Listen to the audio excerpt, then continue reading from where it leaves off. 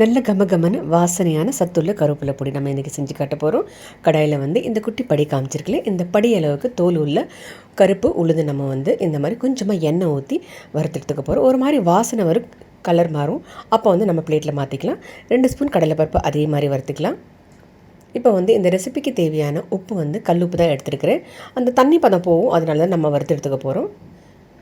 இப்போ கட்டி பெருங்காயம், 1/2 ஸ்பூன் ஜீரகம், அதே மாதிரி வறுத்து நம்ம பிளேட்டில் மாற்றிக்கலாம். காரத்துக்கு பார்த்தீங்கன்னா நான் ஒரு 6லேருந்து 7 வரமிளகாய் எடுத்துருக்கேன். உங்களுக்கு அதிகமாக வேணால் நீங்கள் அதிகமாக கூட ஆட் பண்ணிக்கலாம். 10 பூண்டு பல் தட்டி ஆட் பண்ணிக்க போகிறோம். வாசனையாக இருக்கும் பொடிக்கு.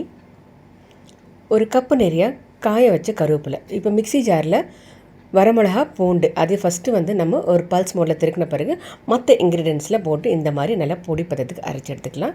நம்ம பொடி ரெடி ஆகிடுச்சு. இந்த ரெசிபி உங்களுக்கு பிடிச்சிச்சின்னா ட்ரை பண்ணி பாருங்கள். Happy cooking.